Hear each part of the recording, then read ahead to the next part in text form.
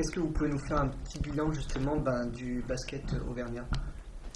Alors, bilan de la saison. La situation un petit peu du basket auvergnat. Situation donc du basket, et en faisant référence surtout aux résultats de nos équipes régionales. Donc c'est vrai que cette saison aura été une saison un petit peu terne en termes de résultats de nos équipes phares.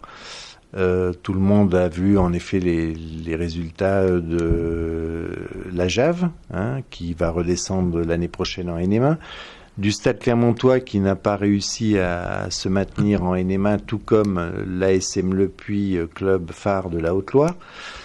Donc c'est vrai que ces résultats pour des équipes haut niveau sont pas très très bons. Autre résultat pour les divisions inférieures, en masculin et en féminin, nous avons aussi des équipes de NM3, en l'occurrence l'US Issoire et l'AL Montferrand, et puis Maréchat et le Cournon Basket qui, en NF3, descendent également cette saison et joueront donc l'année prochaine dans les divisions RM1 et RF1. Donc 7, c'est beaucoup. Ceci étant, je pense qu'il faut rester optimiste. Optimiste notamment parce que tous ces clubs, à un moment, je pense, sauront réagir et retrouver un niveau qui est le sien ou qui sera le sien dans les années à venir. Alors, depuis quelques temps, en tout cas, dans les clubs professionnels, deux descentes de suite, par exemple pour la Jave et le Stade Clermontois, un petit peu de manque de haut niveau. Est-ce que ça a une incidence sur le nombre de licenciés en Auvergne, vous, auprès de la Ligue? Actuellement, les chiffres de la saison sont positifs. Nous avons une augmentation globale d'environ 1,8%. Pour être plus précis, donc nous avons environ 11 850 licenciés. Donc ce chiffre sont en augmentation. Cependant, je pense qu'il faut être vigilant et les résultats de cette année pourraient avoir un impact en effet dans les années à venir. Cependant, je pense que ce résultat positif de cette année est en partie dû aux résultats nationaux. Et je pense qu'il y a une grosse attente des jeunes basketteurs donc, qui viennent faire du basket parce qu'ils ont vu les résultats de nos équipes de France, équipe de France féminine qui va préparer prochainement son tournoi de qualification pré-olympique.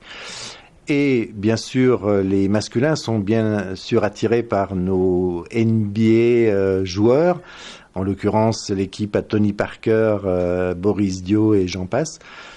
Et je pense que le magnifique résultat que nous avons obtenu de notre équipe de France masculine en septembre au championnat d'Europe, sont bénéfiques pour les jeunes qui ont envie de jouer au basket. Et je pense également qu'il y a une forte attente, puisque dans les 3-4 mois, il y aura les Jeux Olympiques. Et on peut escompter en effet que notre équipe de France sera à la hauteur de cet événement.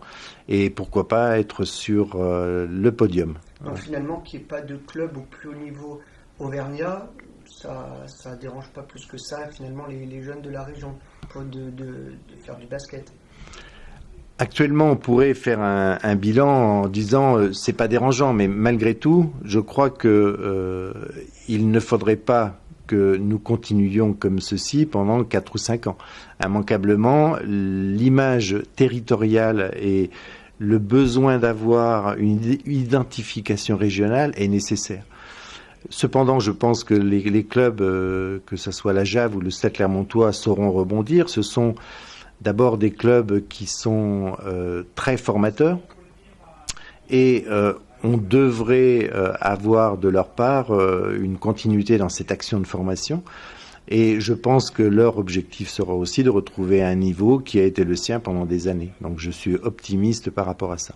Comment se situe le basket par rapport aux autres sports? On voit la LCM et le rugby qui marchent très bien. Là, le foot avec le Clermont Foot qui est un peu mis sous les projecteurs. Donc ça va peut-être un petit peu... Comment se situe un petit peu le basket par rapport à tout ça dans cet environnement? Est-ce qu'il y a une concurrence? Il y a toujours une concurrence entre les sports. Vous parliez là du nombre de licenciés. J'ai pas les chiffres du nombre de licenciés rugby ou foot ou handball, mais d'une manière générale, le basket a toujours un nombre de licenciés légèrement supérieur au handball et même largement au rugby. Bon, donc on a toujours une certaine hégémonie et mis à part le tennis et le football qui nous devancent, on arrive à se maintenir au niveau licencié. Cependant, il faut continuer à travailler, continuer à former, continuer au sein de nos clubs à intéresser les jeunes, à avoir une formation dès le plus jeune âge et à intéresser donc nos jeunes enfants à faire du basket. Après, dans la filière de formation, puisque le basket est un sport que l'on qualifie quelquefois d'un peu compliqué, c'est vrai que c'est un sport qui est contraignant, qui est technique et qui, aujourd'hui, dans la filière de formation, est relativement homogène. Formation au niveau départemental, au niveau des clubs, formation après au niveau de la ligue, par rapport à nos pôles espoirs. Et le souci que l'on a aujourd'hui, c'est justement par rapport à ces jeunes qui suivent cette formation et cette filière régionale, c'est notamment sur les jeunes féminines de voir que à l'issue de leur parcours régional, eh bien ces jeunes filles, pour continuer dans le basket, sont obligées de sortir du territoire auvergnat. Donc c'est un des enjeux que nous avons, nous, au niveau régional, c'est de faire en sorte que des clubs, notamment féminins, arrivent à se renforcer, arrivent à jouer à un meilleur niveau pour proposer des centres de formation ou des rencontres d'un meilleur niveau que la NF3 que nous avons aujourd'hui. Alors justement, c'est peut-être le renforcement de ces clubs. Est-ce que ça passe par des unions, des fusions? Par exemple, on a beaucoup parlé de la fusion JAV Stade Clermontois. Vous en pensez quoi? Vous en pensez quoi? Et est-ce que ça peut passer par là, le salut? Je vais pas parler trop de l'union Stade Clermontois JAV dont on reparle tous les 10 ans. D'une manière générale, je dirais malgré tout que je suis convaincu que, vu l'ère du temps également, la volonté de travailler ensemble sera primordiale. Mais travailler ensemble à tout niveau, c'est-à-dire que quand on parle des instances, aujourd'hui il y a la Ligue et les comités départementaux. Depuis 4 ans que je suis en charge de la Ligue, j'ai essayé de faire en sorte qu'il y ait une relation et un travail commun, ou tout au moins continu, avec les comités départementaux, parce que ça me semblait être une nécessité évidente. Les années qui viennent, je pense que cette coopération devra encore se renforcer immanquablement.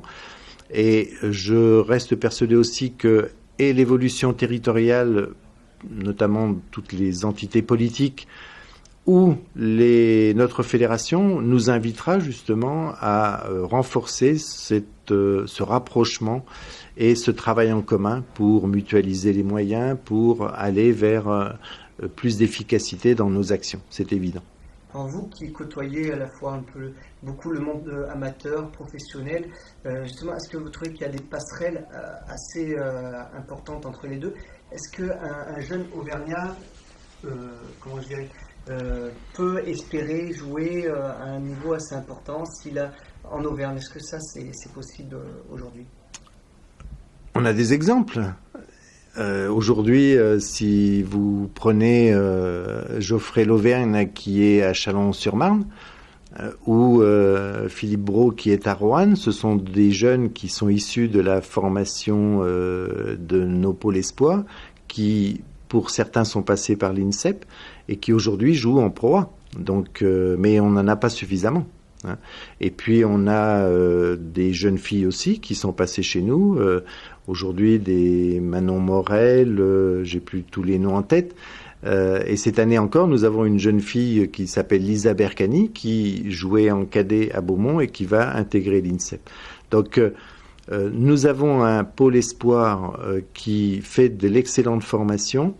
La crainte que j'ai aujourd'hui, en effet, c'est que ces jeunes n'aient pas de porte de sortie vers des clubs qui puissent leur offrir de continuer à pratiquer le basket en niveau en Auvergne. Et ça, c'est un petit peu dommageable. Et plus globalement, selon vous, comment est l'image du basket, que ce soit national, régional, est-ce qu'il y a encore des choses à faire? Est-ce que selon vous, c'est sur la bonne voie au niveau national, par exemple? Sur quel niveau? Ben, par exemple, au niveau médiatique, de l'image que ce sport véhicule, au niveau est-ce que... Je vais pas me plaindre de la médiatisation. La seule chose que je dirais à la limite, c'est qu'on s'intéresse souvent aux choses quand elles vont mal. Bon, donc pour moi, je veux rester optimiste. Hein. Encore une fois, les résultats que nous avons cette année sont pas très bons, mais je ne me fais pas de soucis pour que ces clubs sachent rebondir et puis aient de meilleurs résultats dans les années à venir. Après, ça passera immanquablement par des relations meilleures entre les clubs. Je crois, pour l'avoir dit ou pour l'avoir même mis dans certains rapports, qu'il faut quelquefois que certains présidents sachent s'asseoir sur leur ego, hein, et travaillent ensemble pour justement que le basket se porte mieux et que nous ayons de meilleurs résultats. Ça, c'est évident.